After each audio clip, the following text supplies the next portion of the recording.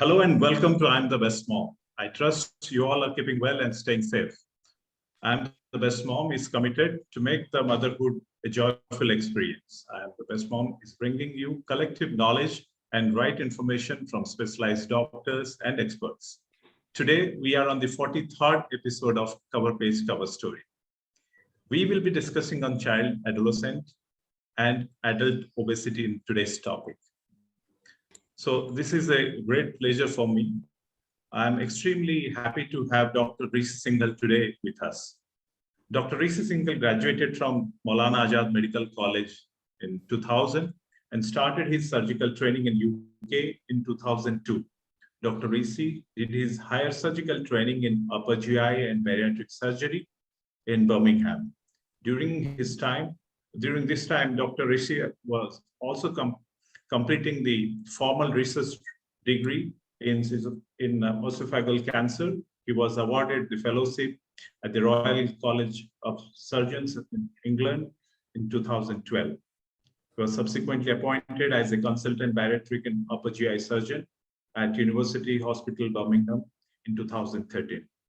During the last 8 years as a consultant, Dr. Rishi pursued an academic course. He has published over hundreds of manuscripts with paper in Lancet, JAMA, Diabetes Care, and British Journal of Surgery. He has won numerous national and international prizes for research and currently is the head of the Bariatric Research Unit in Birmingham. He's also the associate editor of Journal of Bariatric Surgery and a senior lecturer at the University of Birmingham. Dr. Rishi's main surgical interest lies within bariatric and metabolic surgery.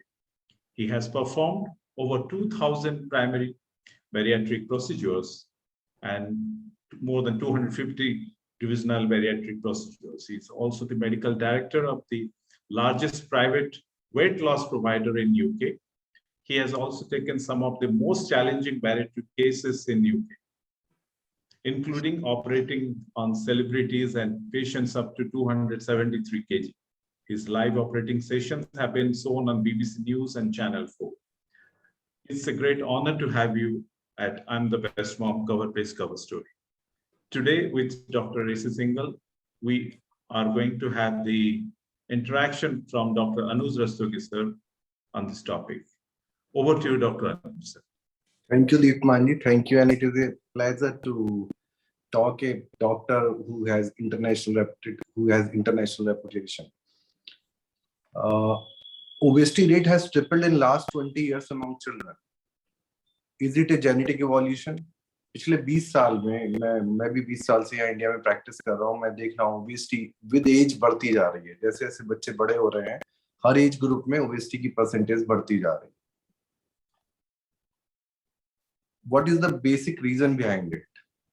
Although it is multifactorial, but इसे अगर हम sum up करें तो calorie in and calorie out, इसी के balance से obesity generate होती है.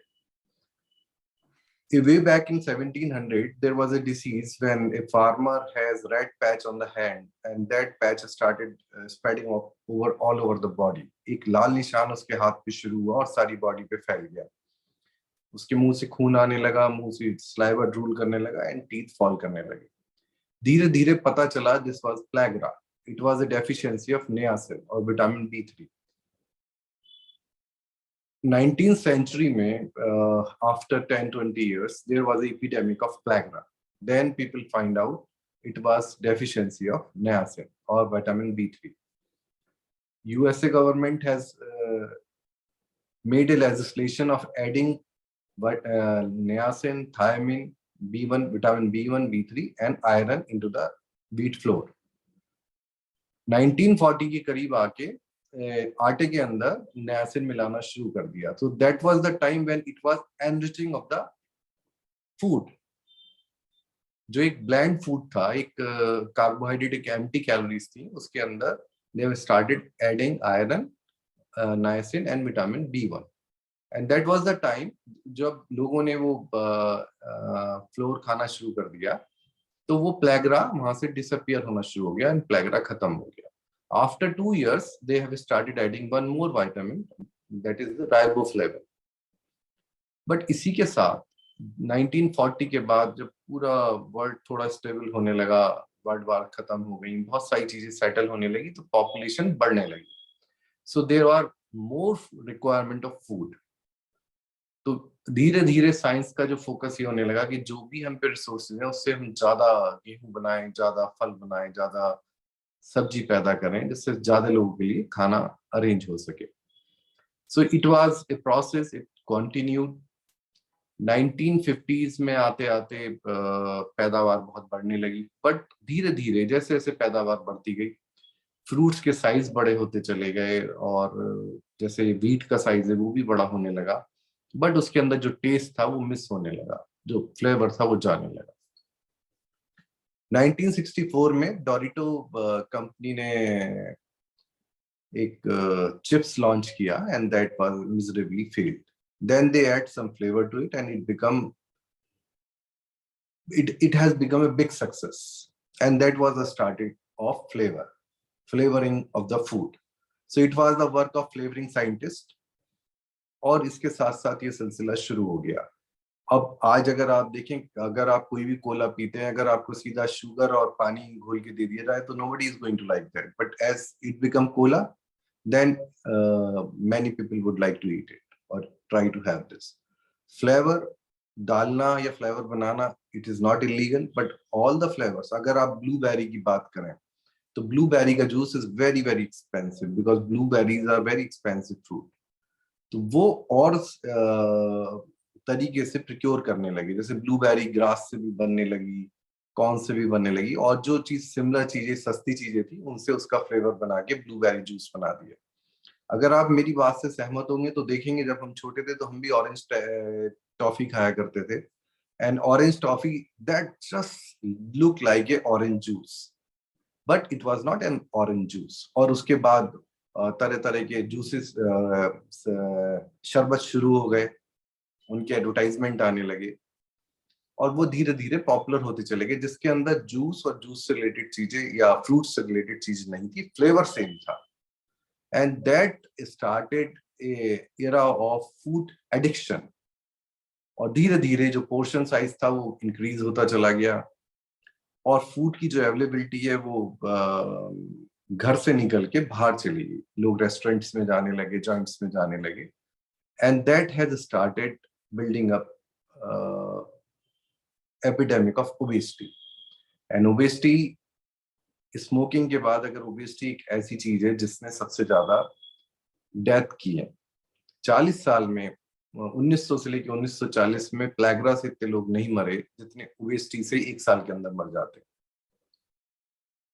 We have two part in our brain, one part that thinks, that calculate our tax, that helps us in making coffee, and other part is that helps in blinking the eyes, controlling our blood pressure, controlling our desires, or our liking, or our addiction.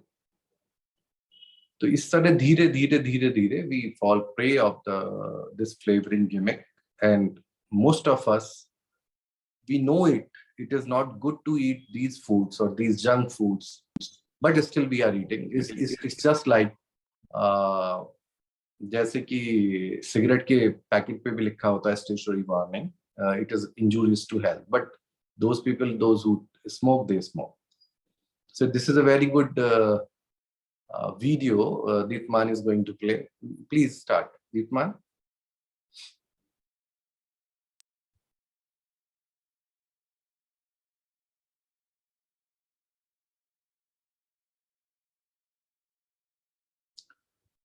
Dr. Rishi, how do you define obesity?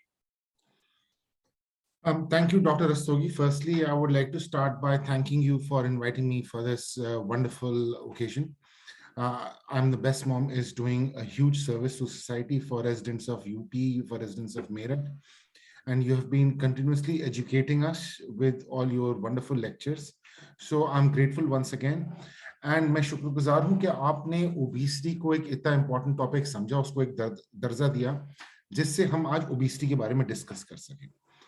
क्योंकि आप सही हैं, and मैं बहुत carefully आपकी बातों को सुन रहा था कि ओबेसिटी एक बहुत बड़ी प्रॉब्लम है, ओबेसिटी अपने आप में ही एक प्रॉब्लम नहीं है।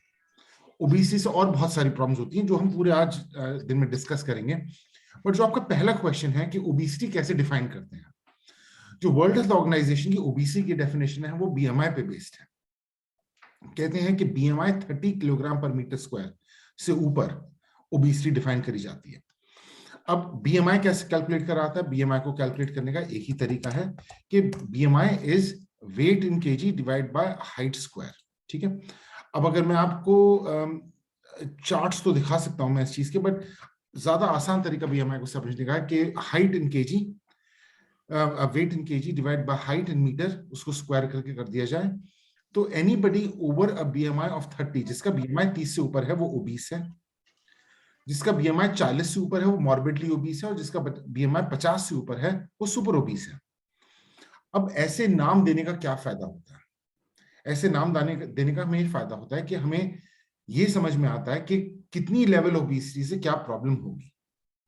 बच्चों में ओबेसिटी डिफाइन करने के तरीके अलग होते हैं, पीडियाट्रिक ओबेसिटी को डिफाइन करने का तरीका अलग होता है क्योंकि बच्चों की हाइट डेवलप नहीं होती है, तो उसमें काफी स्पेशलिस्ट मेजर्स यूज करने पड़ते हैं। बट इन जनरल आपके क्वेश्चन का आंसर यही होगा कि obesity is BMI more than 30, और अगर उसके हिसाब से हम ओबेसिटी को नापें तो अर्बन और रूरल मिला के ऑन एन एवरेज इंडिया में 15 से 18% ओबेसिटी है। मतलब हर 10 लोगों में से 2 लोग ओवरवेट या ओबीस होंगे इंडिया में।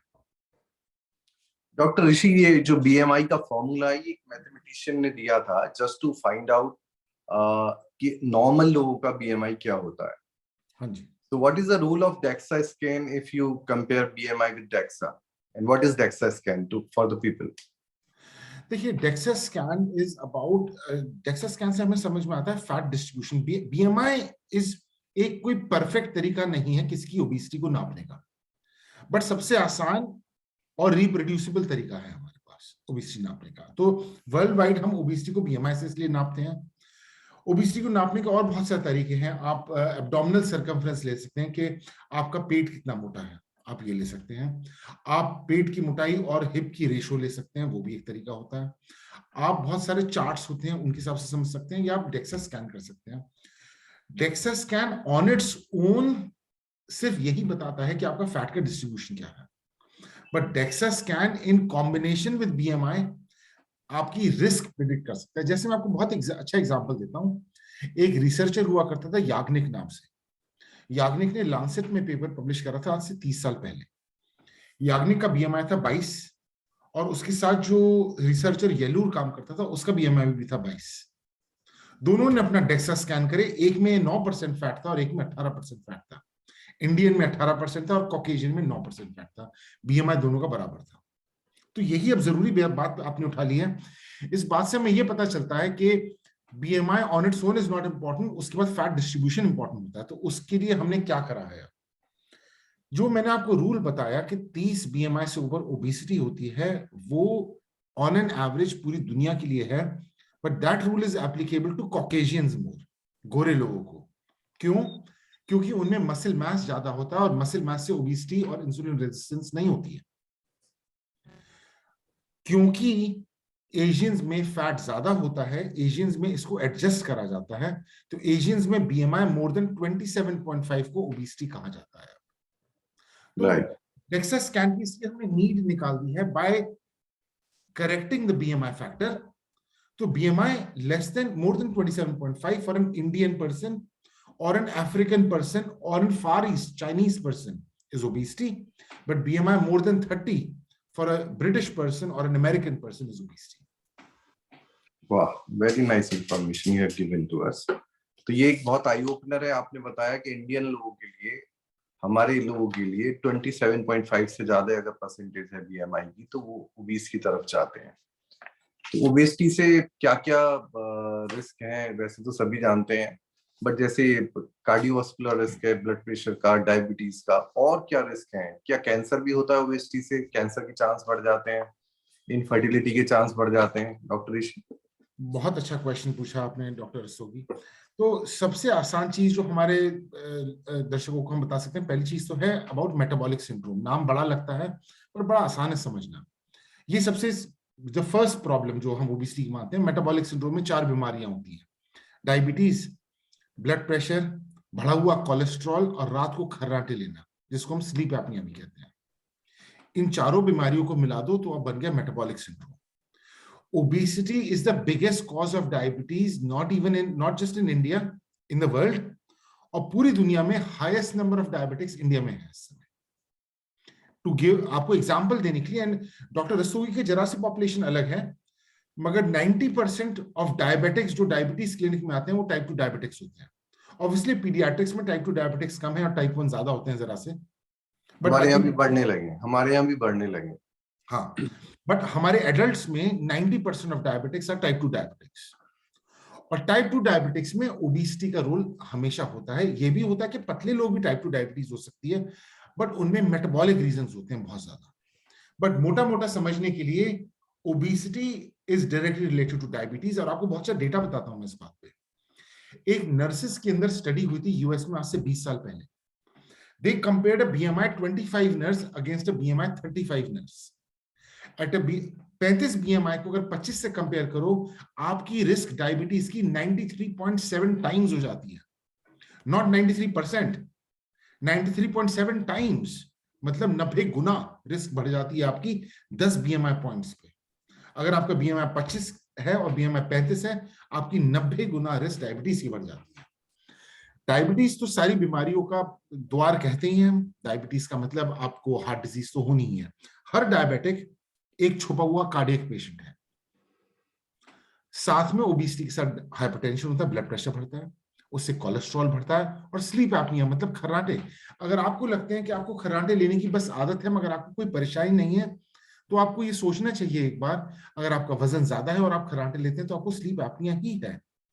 उसको शायद ट्रीट करने की जरूरत ना हो, मगर है वो स्लीप एपनिया। स्लीप एपनिया से डॉक्टर रस्तोगी बताएंगे आगे चल के आपको लंग्स में परेशानी आएगी, आपको हार्ट फेलियर भी हो सकता है। तो सारी बीमारियां दिल की बीमारियां करती हैं। अब ये तो कुल हुआ मेटाबॉलिक सिंड्रोम। राइट। आपने पूछा इनफर्टिलिटी। इनफर्टिलिटी का one of the major cause, मतलब बच्चा बांझपन जिसे कहते हैं या बच्चा ना होने का one of the major cause worldwide अब ओबेसिटी माना जाता है, साथ साथ लाइफस्टाइल हैबिट। अब आपको मेल और फीमेल में दोनों में फर्क बताता हूं। इंग्लैंड में आजकल की तारीख में 35 बीएमआई से ऊपर इनफर्टिलिटी का आईवीएफ ट्रीटमेंट करते ही नहीं है, क्योंकि हम जानते हैं कि उनमें आईवीएफ होने के चांसेस इतने कम है कि कोई फायदा नहीं। तो ओबेसिटी ऑन इट्स ओन आपके इनफर्टिलिटी के आउटकम्स या आईवीएफ के आउटकम्स पुअर कर देती है। मेल्स में थ्रेशोल्ड हाई है। 45 बीएमआई से ऊपर के मेल को हम आईवीएफ ऑफर नहीं करेंगे, बिकॉज उनकी स्पर्म क्वालिटी इतनी खराब हो जाती है। तो ओबेसिटी डायरेक्टली रिलेटेड होती है इनफर्टिलिटी से। ओबेसिटी से होता है पॉलीसिस्टिक ओवेरियन सिंड्रोम, और पॉलीसिस्टिक ओवेरियन सिंड्रोम या polycystic ovarian disease doctor Rastogi आपको बताएंगे वो डायबिटीज से भी रिलेटेड है और बाकी सब चीजों से भी रिलेटेड है। ये सब एक ही बीमारियां हैं। जब फैट बढ़ेगा, फैट से इंसुलिन रेजिस्टेंस बढ़ेगी, उससे वो होगा तो पीसीओएस होगा, या आप कह सकते हो पीसीओएस होगा तो इंसुलिन रेजिस्टेंस बढ़ जाएगी। बट ये सब मिली हुई चीजें हैं। और जो सबसे जरूरी मुझे डॉक्टर रस्तोगी ने बात बताई वो है कैंसर। सारे के सारे कैंसर्स की रिस्क ओबेसिटी से बढ़ती है ओवर टाइम। कोई भी ऐसी कैंसर की किताब में नहीं लिखा है कि ओबेसिटी रिस्क फैक्टर नहीं है। जैसे इवन अगर आप लंग कैंसर में कह देंगे तो smoking topmost risk factor है, बट ओबेसिटी चौथे या पांचवें स्लॉट पे है। मगर आप जैसे इसोफेजियल कैंसर या गैस्ट्रिक कैंसर ले लेंगे, ओबेसिटी दूसरे तीसरे नंबर पे है as a risk factor of that cancer. यहां तक कि ब्लैडर का कैंसर, प्रोस्टेट का cancer, obesity is a risk factor for all these cancers. Wonderful, wonderful.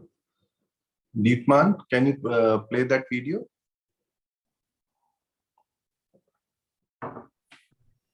Pringles, potato crisps in a tube. Pop it up and get in the mood. Once you pop, you can stop.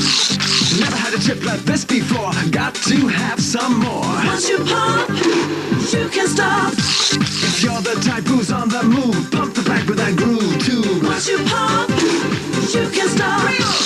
Once you pop, hey yeah, you can't stop. You can't stop. New Pringles.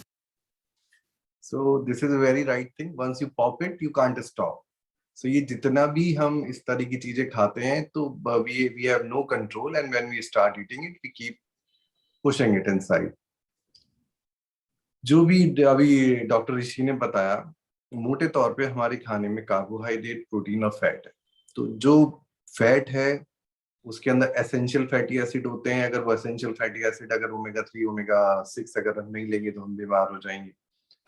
जो protein है उसके अंदर essential amino acid होते हैं, जैसे leucine, arginine, अगर वो हम नहीं लेंगे तो हम बीमार हो जाएंगे। और कार्बोहाइड्रेट में कोई एसेंशियल कार्बोहाइड्रेट नहीं होता। Carbohydrates are sugar. अगर आप मीठा नहीं खाते हैं, रोटी ज्यादा खाते हैं, डबल रोटी ज्यादा खाते हैं, तो वो भी शुगर में कन्वर्ट हो जाती है। जो हमारा लीवर है वो शुगर को मेटाबोलाइज करता है, कार्बोहाइड्रेट को मेटाबोलाइज करता है। जितना हमें जरूरत होती है इंसुलिन उतना शुगर यूटिलाइज कर लेता है उस कार्बोहाइड्रेट से, और बाकी का कार्बोहाइड्रेट ग्लाइकोजन के रूप में कन्वर्ट होके लीवर के ऊपर डिपॉजिट हो जाता है। But our liver is just like a wallet, मतलब एक पर्स की तरह है जिसकी एक लिमिट है, और जब वो लिमिट क्रॉस हो जाती है तो वो जोले की तरफ चला जाता है, आई मीन बोरी की तरफ चला जाता है, इस अपर एब्डोमेन, या जहाँ पे फैट सेल मौजूद है जिसकी कोई लिमिट नहीं, या बैंक की तरह समझ लीजिए आप। जितना आप एक्स्ट्रा खाते जाएंगे वो एडिपोस टिश्यूज में इकट्ठा होता जाएगा, वो नहीं रुकेगा। तो जो कार्बोहाइड्रेट है आपके और जो प्रोटीन है, प्रोटीन भी आपका एक्स्ट्रा शुगर में कन्वर्ट, एक्स्ट्रा ट्राइग्लिसराइड में कन्वर्ट हो जाता है। और जो फैट खाते हैं आप उस पर डायरेक्ट इंसुलिन का कोई कंट्रोल नहीं होता, बट वो फैट सारा जाके आपका एडिपोस टिश्यू में चला जाता है। सो खाना और खाने को एक लिमिट में खाना, उसका पोर्शन साइज कंट्रोल करना बेहद बेहद इंपॉर्टेंट है। और जो आजकल ये एडवर्टाइजमेंट का वर्ड है, और जैसे अभी ये इतना प्रिंगल का एड हमने देखा, अगर ये सिंपल चिप्स हमें दिए जाएं विदाउट फ्लेवर, जैसे कि वो जितनी भी इस टाइप की कंपनी है फूड इंडस्ट्री की, वो तरह तरह के फ्लेवर इनोवेट करती रहती है। इवन एक समय था, कुछ समय पहले मेरे को अंकल चिप्स बहुत अच्छा लगता था, और जब मैं स्टार्ट करता था मुझे पता नहीं चलता था मैंने कब खत्म कर लिया। And gradually I start putting weight. इस तरह से हम जो खाना शुरू करते हैं उससे हमारा वेट बढ़ना शुरू हो जाता है। और बच्चों के लिए दिस इज वेरी कॉमन, क्योंकि पेरेंट्स को शुरू में लगता है कि वो कुछ खा नहीं रहा, बिकॉज 1 साल से 2 साल तक हर माँ का यही कंप्लेंट होती है हर एक के साथ कि कुछ खाता नहीं है। फिर 2 से 3 साल के बीच में कंप्लेंट हो जाती है बाहर का तो खाता है, घर का नहीं खाता है। And gradually mother melt down हो जाती है कि चलो कुछ तो खा रहा है। एंड 50% अगर वो किसी से पूछा वेजिटेरियन है non vegetarian, they will say we are vegetarian. Vegetarian means they are children, 50% of the children they are using fried potato 50%, and they are thinking it is vegetarian diet. So there is no inclination towards vegetables. और धीरे धीरे जो taste bud है वो change हो जाती है बच्चों की, ज्यादा शुगर के लिए, ज्यादा सॉल्ट के लिए। उसे रोल बैक करने के लिए you require lot of motivation, lot of inclination towards that. जैसे अगर आपका बच्चा एम्प्टी ड्रिंक्स पीता है, कोलास पीता है, ये जो फॉल्स जूसेस हैं वो पीता है, तो वो आप ये समझ लीजिए एक्स्ट्रा कैलोरीज आप उसे कंडेंस कैलोरीज दे रहे हैं, और and that will ultimately add to weight gain. Doctor Rishi बताइए, juice is better or fruit is better? Doctor Rastogi, आप डिफिकल्ट क्वेश्चंस पूछ रहे हैं आज। इट्स देखिए, मैं ये इसका कोई भी आज जवाब दूंगा बड़ा कंट्रोवर्शियल होगा। तो देखिए, फ्रूट अगर आप लेते हैं तो उसके अंदर पल्प होता है, पल्प से आपको फुलनेस की फीलिंग आएगी। सो एंड उससे अगर बच्चे के लेवल पे आप डिस्कस करेंगे तो बच्चों के लिए फ्रूट ज्यादा जरूरी है, बिकॉज उनको टेक्सचर समझ में आएंगे, उनको ईटिंग टेक्निक समझ में आएंगी, उनको डिफरेंट फ्लेवर्स फ्रूट के समझ में आएंगे, एंड उससे फुलनेस सटाइटी होगी। बिकॉज मैं हमेशा ओबेसिटी के लेवल से ही सोचता हूँ, अगर आप किसी को संतरा देंगे तो संतरे के पल्प से फुलनेस होगी, सटाइटी होगी कुछ, और साथ में कैलोरीज भी जाएंगी। अगर आप सिर्फ फ्रूट जूसेस देना शुरू कर देंगे, वो भी फ्रेशली स्क्वीज्ड, उससे हल्की सी फुलनेस होगी मगर कैलोरीज बहुत ज्यादा जाएंगी। मगर जो सबसे खराब दुनिया की चीज है वो है कैंड फ्रूट जूसेस। जैसे अब मैं किसी कंपनी का नाम ले लूंगा, एफ से शुरू होता है उसका नाम। अगर आप ऐसी ड्रिंक्स घर में रखना शुरू कर दें, वो तो बच्चों के लिए सबसे दुनिया की सबसे खराब ड्रिंक है, और जो बच्चों के लिए खराब है वो एडल्ट्स के लिए भी खराब है, एंड वाइस वर्सा। तो फ्रूटी जैसी चीजें अगर हम लेना शुरू कर दें, उनसे खराब कुछ नहीं हो सकता।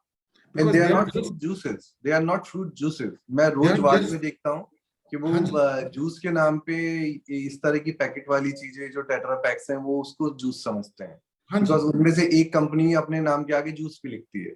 Yes. So they all feel they are juice, but they are not juice. They are flavored cool drinks, flavored yes, sweet drinks. With flavoured with fruit flavour. But वही परेशानी है, हमें अपने दर्शकों को समझाना है, अगर आपके बच्चों को अच्छी चीजें देनी है तो आप उनको संतरा दें, उनको सेब दें, बट उन्हें, और अगर जूस पिलाना भी है तो खुद जूस निकाल के पिलाएं। मगर ये टेट्रा पैक में जो जूसेस मिलते हैं, जूसेस नहीं है, ये तो शुगर है। एंड डॉक्टर रस्तोगी से आज एक बहुत अच्छा डिस्कशन मैं करना चाहूंगा किसी पॉइंट पे। बड़े आर्टिकल्स लिखे गए हैं इस बात पे that the start of obesity is in childhood. बचपन में ही मोटापे की शुरुआत होती है और childhood obesity leads to adult obesity. तो हमें childhood health and childhood obesity पे अभी से ध्यान देना पड़ेगा, जिससे वो बच्चे जाके आगे ओवरवेट ना हो। मैं ऋषि आपकी इस बात का जवाब एक वीडियो से देना चाहूंगा। दीप्तमान जरा एक वीडियो दिखाएंगे आप? This is a very short video, interesting video.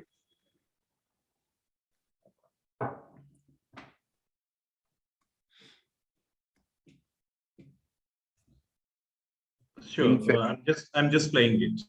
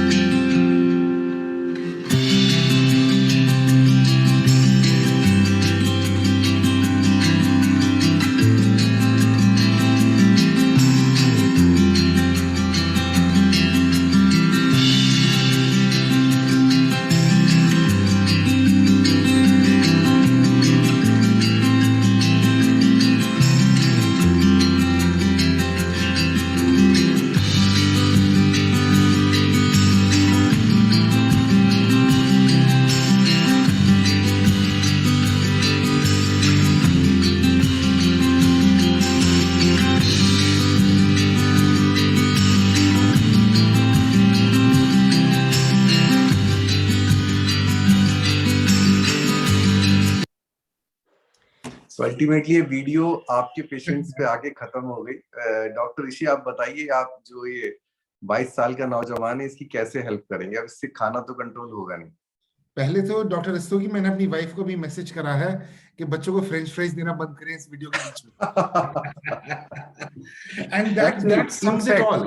In fact मैं अगर आपको बताऊं, क्योंकि मैं बच्चों के बीच में रहता हूं, अगर बच्चे फ्रेंच फ्राइज ज्यादा खाएंगे तो उनकी टेस्ट बड वैसे एक्लिमेटाइज हो जाएंगी, वो फिर नॉर्मल फूड नहीं खाना चाहते। जैसे ही वो बाहर का फूड खाना चाहते हैं तो फिर घर का फूड, दो चीजें एक साथ नहीं हो सकती हैं। हमारा ब्रेन इस तरह डिफरेंशिएट नहीं कर पाता और मॉडरेशन भी नहीं जानता है।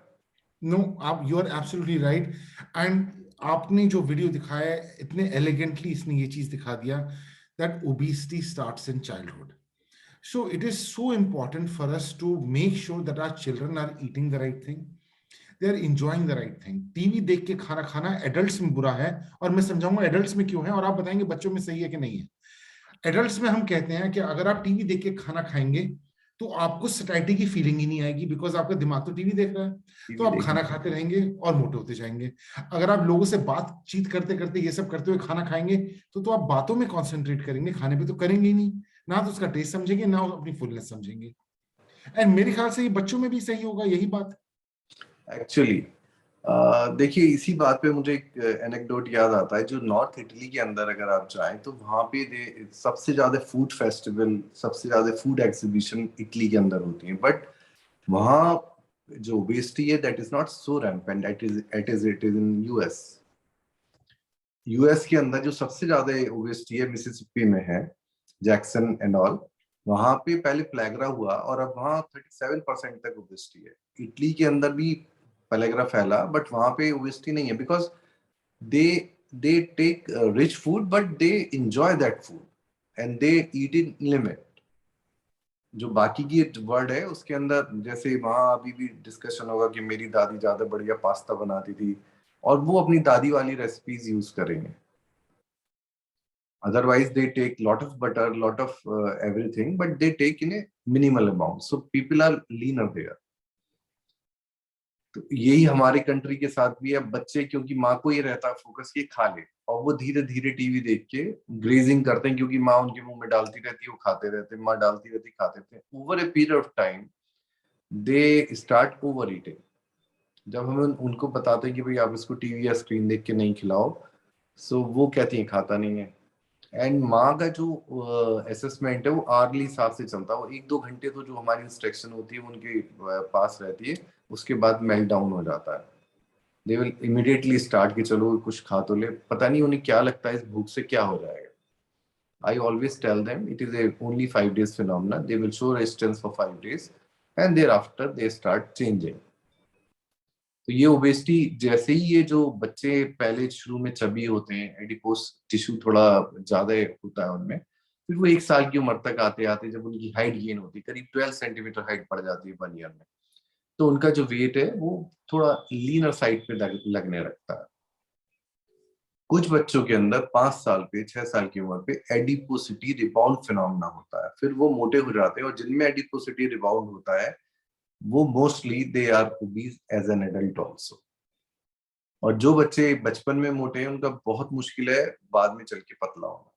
सही कह रहे हैं. इसलिए ये तो बहुत वर्ड ऑफ कॉशियस है. जो बच्चे के लिए अच्छा है प्लीज वो कीजिए, जो अच्छा नहीं है उसके लिए रेजिस्टेंस शो कीजिए. तो डॉक्टर ऋषि, थोड़ा इसके बारे में बताइए. जो मैंने इतना हैंडसम लड़का आपको दिखाया 22 साल का, अब इसकी कैसे हेल्प कर सकते हैं? देखिए, ओबेसिटी एक बीमारी है. ओबेसिटी लाइफस्टाइल चॉइस नहीं है. ओबेसिटी एक छुपाने की चीज नहीं है. ओबेसिटी एक बीमारी है, क्योंकि एक बीमारी ऐसी जिससे और बीमारियां होती है, जैसे हमने डिस्कस करा डायबिटीज, हाइपरटेंशन, कोलेस्ट्रॉल. तो ओबेसिटी बीमारी है, और बीमारी के लिए एक ही चीज करी जा सकती है, उसका ट्रीटमेंट. अब ट्रीटमेंट ओबेसिटी का मल्टीफैक्टोरियल बहुत तरीकों से होता है, और सारे तरीके एक साथ करने होते हैं. ओबेसिटी का ट्रीटमेंट, पहली चीज शुरू होती है रियलाइजेशन से. आपको रियलाइज करना कि आप ओवरवेट हैं. अगर आप रियलाइज ही नहीं करेंगे तो मैं आपको हेल्प नहीं कर पाऊंगा. तो पहले रियलाइजेशन से शुरू होगा. जब आप रियलाइज करते हैं आपकी ओबेसिटी है, तब हम आपको डाइटिशियन हेल्प करेगी कि कैसे आपको अपनी ईटिंग हैबिट्स चेंज करनी है. ना ये बहुत मुश्किल काम है. अगर मैं आपसे सडनली आज कह दूं कि आप रोटी चावल खाना बंद कर दें, आप 3 दिन तो रोक देंगे, बट उसके बाद आप नहीं रोक पाएंगे. कोई तरीका ही नहीं. उसको कार्बोहाइड्रेट स्टारवेशन कहते हैं. कोई नहीं कर सकता. तो रियलाइजेशन पे डॉक्टर ऋषि, मैं 1 मिनट के लिए रोक रहा हूँ आपको. रियलाइजेशन पे मुझे एक बात याद आई. अक्सर बच्चे जैसे हमारे पास फीवर में आते हैं और हम ग्रोथ चार्ट बनाते हैं और हम देखते हैं उनका वेट ज्यादा है, ओवरशूट कर रहा है उनकी हाइट के अनुसार. तो एकदम as a doctor we start asking to parents, child is overweight. Obese तो नहीं कहते, ओवरवेट कहते हैं. एंड जो बच्चे बड़े हैं वो they feel it very bad. They don't realize it, and they feel it is fat shaming. They stop coming to you. They will say to their parents, "We will not go to this doctor." And this must be whole true in their all in your side. True for This realization is very difficult. बच्चों में obesity manage करने के लिए सिर्फ बच्चे को manage नहीं करना है, फैमिली को मैनेज करना है.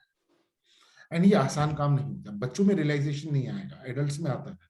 बट बच्चों में रियलाइजेशन डालने के लिए धीरे धीरे हमें पेरेंट्स को समझाना होता है.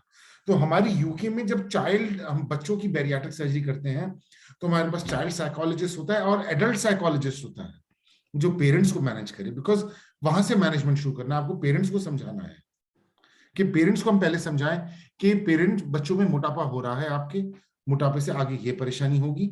जब पेरेंट्स समझने लगेंगे तो उसके बाद बच्चे भी धीरे धीरे करके समझने लगेंगे. बच्चों पे डायरेक्ट हम नहीं कर सकते.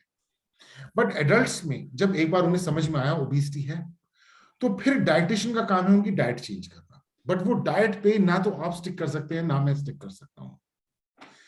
एक बार डाइटिशियन डाइट देगी तो हमें लाइफस्टाइल चेंजेस लाने.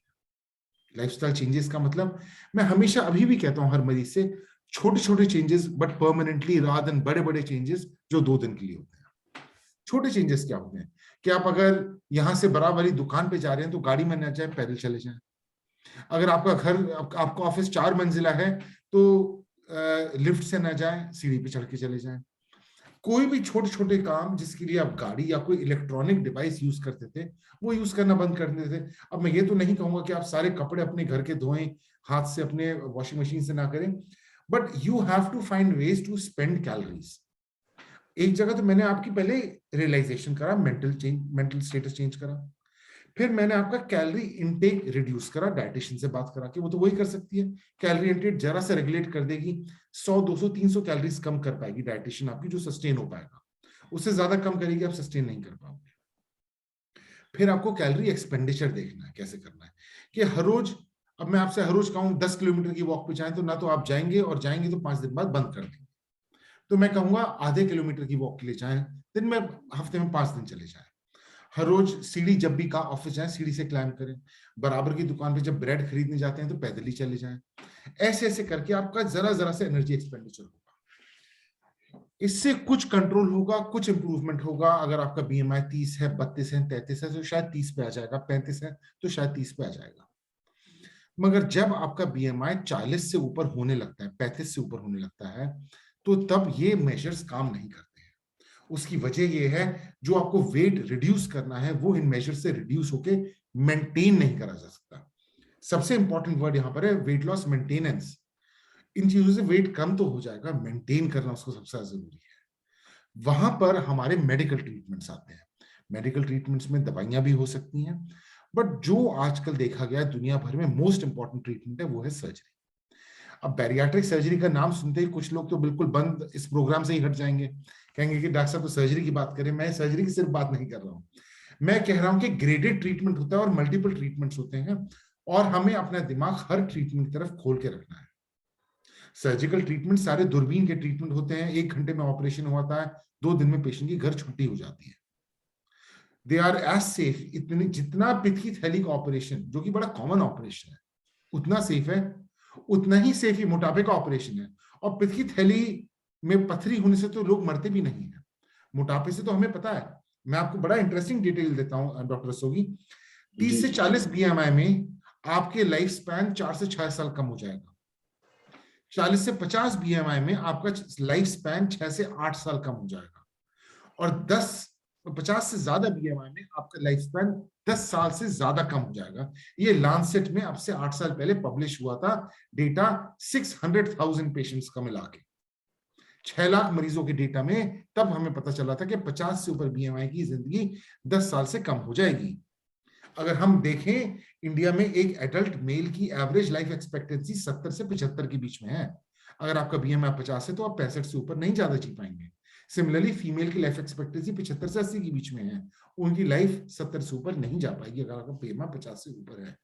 So this is one of the things I use, ये मैं लोगों को बताता हूं कि आपकी लाइफ एक्सपेक्टेंसी क्या है, और ये बड़ा आसान है। आप 10 साल सब्ट्रैक्ट कर दें जो भी एवरेज लाइफ एक्सपेक्टेंसी उस कंट्री की है। Right. So you are correctly said. Although it is unquestionably correct, we are all commander of our own ship. हाँ जी। But the hard truth is, it is out of our control what we think and how we act. So we think differently. इसलिए नए साल पे सब resolution लेते हैं, वो अगले साल तक आते आते साफ हो जाते हैं। और ये जितनी आप डाइट की बात कर रहे हैं, कोई Atkin diet, keto diet, high protein diet, low carbohydrate diet, ये इनिशियली तो that works, but then it bounce back. आप जितना वेट लूज करते हो, थोड़ा सा ही कंट्रोल खत्म करते ही आपका वेट बहुत ज्यादा बढ़ जाता है। तो मोटी बात यह है कि हमें अपने अंदर एक इनहेरेंट चेंज लाना है, जो हमारा टेस्ट है, जो हमारा लाइफ स्टाइल है, और वो चेंज हो सकता है। जो सेंसरी ऑर्गन, हमारा जो बेस्ट सेंसरी ऑर्गन है, वो हमारी माउथ एंड नोज है। जो बाकी की सेंसेशन है वो सब इसके आगे कम है।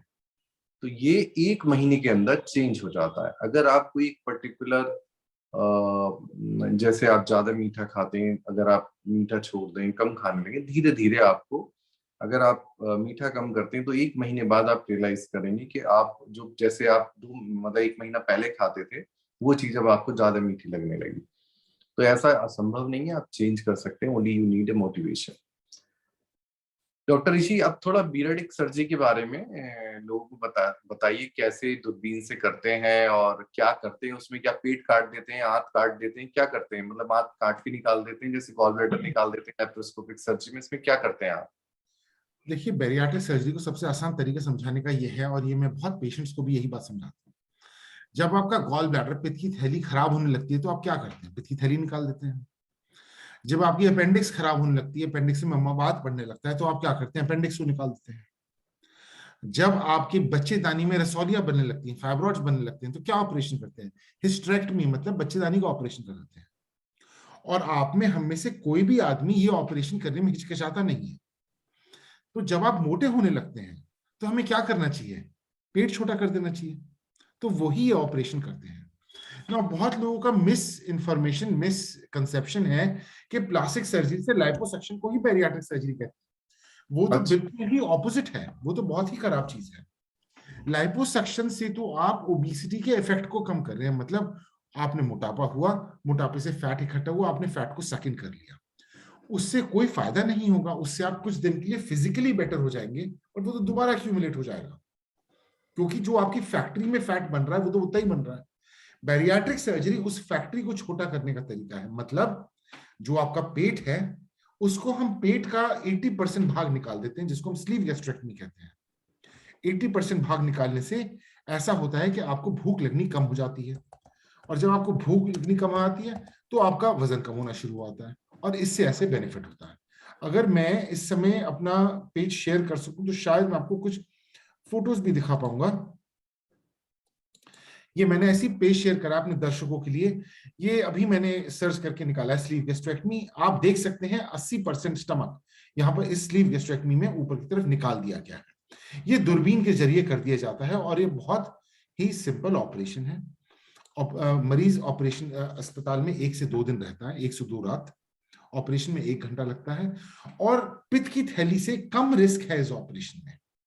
तो अगर हम इंटरनेशनल डेटा पढ़ें, पित्त की थैली के ऑपरेशन में मोर्टेलिटी, मतलब डेथ होने की रिस्क 7 in 1000 होती है। 7 लोग 1000 में कॉम्प्लिकेशन से कुछ हो सकता है, मेजर कॉम्प्लिकेशन हो सकती है। बैरियाट्रिक सर्जरी में कॉम्प्लिकेशन की रिस्क, मेजर कॉम्प्लिकेशन की रिस्क लेस देन 1 in 1000 है। करंट डेटा कहता है 3000 में से 1 की मेजर कॉम्प्लिकेशन होगी। तो इतना सेफ ऑपरेशन है। और हिस्टेरेक्टमी का ऑपरेशन तो उससे बहुत ज्यादा रिस्की है ऑफ कोर्स। तो जो आपने क्वेश्चन पूछा, मोटापे के क्या क्या ऑपरेशन है, मेन मोटापे का जो कॉर्नरस्टोन ऑपरेशन है वो स्लीव गैस्ट्रेक्टमी, जिसमें सिंपल सा तरीका है। अगर पित्त की थैली निकालनी है, मवाद पड़े, अपेंडिक्स निकालनी है, वैसे आपको पेट छोटा करना है, पेट आधा निकालना है। उससे फायदा ये होता है कि आपका वेट लॉस होता है, और वेट लॉस मेंटेन होता है। और दूसरा ऑपरेशन होता है बाईपास का। हाँ जी। जैसे आप ये पेट छोटा कर देते हैं तो, और आपने बताया उससे भूख कम लगती है, तो संतुष्टि हो जाती है पेशेंट को कम खा के? मोस्ट इंपॉर्टेंट थिंग, आपको सटाइटी की फीलिंग बहुत अच्छी होगी। मुझे मरीज कहते हैं कि डॉक्टर साहब, जो मैं हलवाई की दुकान से बराबर से निकलते हुए मुझे सपने आने लगते थे खाना खाने के, वो आने बंद हो जाते हैं। तो जो ऑब्सेशन होता है खाने का, वो खत्म हो जाता है। एंड वही चौथाई रोटी, आधी रोटी से आपको फुलनेस की वो फीलिंग आती है जो आज तक नहीं आई है। अभी आप ज्यादा क्यों खाना खाते हैं? क्योंकि आप खाते रहते हैं और आपको फुलनेस नहीं होती। क्या होता है, हमारे बॉडी में हॉर्मोन्स होते हैं, कुछ लोगों में स्ट्रांग होते हैं, कुछ लोगों में वीक होते हैं। जैसे ही हम खाना खाते हैं वो हार्मोन स्पाइक करता है, और उससे पता चलता है कि आपको फुलनेस हो गई है। जो लोग मोटे होते हैं उनमें फुलनेस की वो फीलिंग ही नहीं आती है। तो इन लोगों को तो कभी फुलनेस की फीलिंग आई ही नहीं, और इनको जिंदगी में पहली बार सटाइटी की फीलिंग आएगी। मजा आएगा खाना खा के, आधी रोटी खा के मजा आएगा कि वो फुलनेस होगी जो कभी हुई नहीं। ये नहीं कि, and they will actually feel mentally satisfied after having this food. तो बहुत, अगर हम भूखा ही पेशेंट को रहने देंगे तो बैरियाट्रिक सर्जरी का फायदा ही नहीं है। बैरियाट्रिक सर्जरी से भूख लगनी कम होती है, और जब आप खाना खाते हैं तो सटाइटी 100% होती है। अच्छा डॉक्टर ऋषि, बताइए कि कुछ दवाइयाँ नहीं है जो सर्जरी को बचा सके और वो दवाई खा के पेशेंट ठीक हो जाए? डॉक्टर रस्तोगी, आपने बहुत अच्छा क्वेश्चन पूछा है, और ऐसी दवाइयां हैं, ऐसे इंजेक्शन आ गए हैं, गोलियां नहीं आई। अब इनकी परेशानियां क्या हैं? इंजेक्शन से, देखिए, सर्जरी से हम ऑन एन एवरेज, अब मैं परसेंटेजेस की मैं ज्यादा बात नहीं करूंगा, सर्जरी से ऑन एन एवरेज 50 से 70% जो आपका एक्सेस वेट है वो कम हो जाएगा। इंजेक्शन से 20 से 30% होता है। तो आधा होता है। इंजेक्शन की परेशानी ये है कि आपको इंजेक्शन हर रोज लेना पड़ेगा, पहली चीज। वो भी चलिए कोई कोई लगा लेते हैं, इंसुलिन की भी सिरिंज लगाते हैं तो हर रोज इंजेक्शन भी लगा लेंगे। बट इंजेक्शन की फिर आती है कॉस्ट। इंजेक्शन की कॉस्ट एक महीने की 7,000 से 10,000 रुपए होती है। तो एक साल की 1,20,000, 2 साल की 2.5 lakh. And weight loss is half of surgery. And जिस दिन आप इंजेक्शन लेना बंद करेंगे, चाहे आप कुछ ही कह लें, आपका वेट दोबारा बढ़ेगा, अपने आप ही ऑटोमेटिकली बढ़ जाएगा। सो इंजेक्शन तब तक ही काम करेगा जब तक आप लेंगे। जो ओरल ड्रग्स हैं ओबेसिटी के लिए, वो बिल्कुल काम नहीं करते, उनका कोई अप्रिशिएबल चेंज नहीं आता वेट पे आपके। So there is only one drug, one group of drugs, GLP-1 analogues कहते हैं उन्हें वाइडली, जिनसे वेट कम हो सकता है। बट उनकी परेशानी ये है, आपको लाइफ लॉन्ग लेने पड़ेंगे। मुझे लगता है आपसे 20 साल में उनकी कॉस्ट कम हो जाएगी, बट अभी तो ये ड्रग्स बनने शुरू हुए हैं, इनके पेटेंट्स ही रन आउट करने में 10 से 15 साल लग जाएंगे। सो इनकी कॉस्टिंग्स में चेंज आने का कोई सीन नहीं लगता है। इंग्लैंड में हम ये ड्रग्स सप्लाई करते हैं और हमारा 3 महीने का खर्चा इंग्लैंड में 1 लाख का है इन ड्रग्स का। तो इंडिया में तो फिर भी आपको सस्ते मिल रहे हैं। राइट। और डॉक्टर ऋषि एक बात बताइए, मैं थोड़ा सा कंफ्यूज होने लगा हूँ। तो जो 30 से ऊपर BMI वाले हैं, सबके लिए सर्जरी इंडिकेटेड है, या आप कुछ पर्टिकुलर ग्रुप है जब सर्जरी एडवाइस करती हैं, या जो पेशेंट आता है उसकी वो भी जो 30 से ऊपर का BMI है वहाँ सर्जरी एडवाइस होती है? किस तरह से आप डिसीजन लेते हैं कि इस पेशेंट को सर्जरी करनी चाहिए, इसको नहीं करनी चाहिए, इसको अभी घर पे ट्राई करना चाहिए? देखिए, हर पेशेंट के लिए टेलर मेड सोल्यूशंस बना। अगर 30 BMI के पेशेंट है, काफी मोटिवेटेड है, तो हम तो उसको उनको एडवाइस ही देंगे। मैं अपनी डाइटिशियन से निशुल्क बात कराता हूँ। मेरे सारे कंसल्टेशंस फ्री के होते हैं, निशुल्क कंसल्टेशंस होते हैं। वंडरफुल। तो अगर 30 BMI का पेशेंट है, 32 BMI का पेशेंट जिसको कोई मेडिकल प्रॉब्लम्स नहीं है, उसकी मैं सर्जरी कतई नहीं करूंगा। उन पेशेंट्स को तो हम एडवाइस देंगे और एडवाइस देके उनके साथ कॉन्टैक्ट बना के रखेंगे जिससे उनका वेट कम होता रहे। ऑन दी अदर हैंड, अगर मैं 33 BMI का पेशेंट देखूं जिसको सीवियर डायबिटीज है, जो मेटफॉर्मिन भी ले रहा है और इंसुलिन ले रहा है 50 यूनिट, उनकी तो सर्जरी ही करनी पड़ेगी, बिकॉज उनकी तो लाइफ एक्सपेक्टेंसी वरना 10 से 15 साल कम हो जाएगी ओबेसिटी से। सिमिलरली, अगर 37-38 BMI का पेशेंट है, उसमें मैं जनरली, अगर वो ट्राई कर चुके हैं और वेट लूज नहीं करते हैं, तो उनको सर्जरी ऑफर करनी पड़ती है। तो डिवाइडिंग लाइन करीब 35 के आसपास होती है हमारे दिमाग में। 35 से ऊपर BMI पर ज्यादातर सर्जरी का रोल ज्यादा है।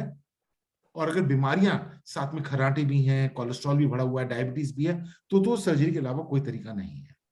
मगर अगर BMI आपका 35 के आसपास है, 35 से कम है और आपको कोई भी और मेडिकल प्रॉब्लम नहीं है, तो dietary intervention, physical intervention, psychological intervention से आपको हेल्प करा जा सकता है।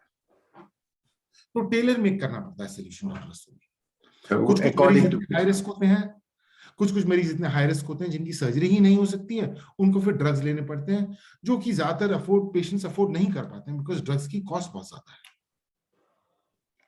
राइट। थैंक यू डॉक्टर ऋषि, आज आपने बहुत एनलाइटन करा हमें ओबेसिटी के बारे में। क्या आपकी कोई वेबसाइट है जिसपे लोग जाके देख सकें और कुछ जनरल नॉलेज ले सकें ओबेसिटी के बारे में? अभी हिंदी में वेबसाइट नहीं बनाई है डॉक्टर रस्तोगी, अभी इंग्लिश की वेबसाइट, बट जब अगली बार आप मुझे बुलाएंगे तो मैं जरूर हिंदी की वेबसाइट बताऊंगा। इसका मतलब मैंने अपने आप को अगली बार के लिए इनवाइट जरूर कर दिया है। It is wonderful. आप इंग्लिश वाली भी टाइप कर दीजिए, लोग ये तो इसमें बहुत से लोग हैं जो दो बाइलिंगुअल हैं, समझते हैं। मैं अभी आपके चैट बॉक्स में टाइप करके छोड़ देता हूं, जिससे लोगों को वो वेबसाइट का एड्रेस मिल जाए। और इस वेबसाइट के एड्रेस से आपको बहुत कुछ मिल सकता है उसके बाद। So, आपका क्या प्लान रहता है? आप इंडिया आके सर्जरी करते हैं या आप सिर्फ इंग्लैंड में ही रहते हैं? मैं अपने देशवासियों को जितना हेल्प कर सकता हूँ उतनी हेल्प करने की कोशिश कर रहा हूँ। इंडिया में मैं मरीजों को कंसल्ट भी करता हूँ, उनकी सर्जरी भी करता हूँ, और सर्जरी कॉस्ट प्राइस पे हम करते हैं। We are not trying to earn from bariatric surgery in India. हम लोग पेशेंट्स को जितना हेल्प कर सकते हैं उतनी हेल्प करने की कोशिश करते हैं, बिकॉज मैं जानता हूँ हमारे देशवासी बहुत गरीब हैं, बहुत सारे गरीब लोग हैं जिनको मोटापा भी है, तो उनको हम हेल्प करने की कोशिश करते हैं। अच्छा, आप इंडिया भी आते हैं रेगुलर? मैं इंडिया रेगुलरली आता हूँ, हर 6 हफ्ते बाद मैं इंडिया आता हूँ, क्योंकि मुझे यहाँ पर भी ऑपरेशन करने होते हैं। हर 6 हफ्ते बाद इंडिया आता हूँ। इंडिया मेरी ईव्स हॉस्पिटल के बराबर में ही क्लिनिक है, वहां पर मैं पेशेंट्स को हर रोज कंसल्ट भी करता हूँ, फ्री कंसल्टेशंस करता हूँ, अपनी डाइटिशियन से भी फ्री कंसल्टेशंस करवाता हूँ। और जिसको सर्जरी की जरूरत लगती है हमें, और जो पेशेंट सर्जरी चाहता है, उनको हम सर्जरी भी ऑफर करते हैं कम से कम दामों पे। तो आपकी डाइटिशियन जब आप इंडिया से बाहर होते हैं तब भी रहती हैं क्लिनिक पे वो? हमारी डाइटिशियन, और मैं उनके कॉन्टैक्ट डिटेल्स भी आपको भेज दूंगा। हमारी डाइटिशियन, हमारी कोऑर्डिनेटर हर समय इंडिया में रहती है और डाइटिशियन हर समय इंडिया में रहती है, और उनसे आप कभी भी कांटेक्ट कर सकते हैं और वो आपको एडवाइस दे देंगी एज अप्रोप्रिएटली, और फिर मेरे से कंसल्टेशन अरेंज कर देंगी। उसका नंबर भी मैं भी चैट ग्रुप में डाल रहा हूँ। हाँ, वो भी डाल दीजिए आप जी। दीप्तमान, क्या आपके पास कुछ सवाल हैं जो भी अनआंसर्ड रह गए हैं हमारी बात में, तो आप पूछ लीजिए डॉक्टर ऋषि से। No, first of all, I must thank you, Dr. Rishi Shinghal, for your interaction with Dr. Anu sir. And we cannot cover all the question because we have any question in and around which takes maximum time to understand this food health, well-being, wellness. So we have addressed so many questions from different faculty, different challenges. So I only request all the attendees go through the episodes which been covered by Cover Story on various aspects and share the benefit with many of your friends. Let them get the benefit out of it.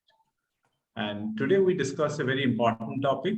Dr. Anuj Rastogi also keeps on contributing for the social benefit. So there is a beautiful ebook is available. I'm sharing the link for all of our attendees today. And this covers a very interesting topic in and around food, even child when he is a newborn as well.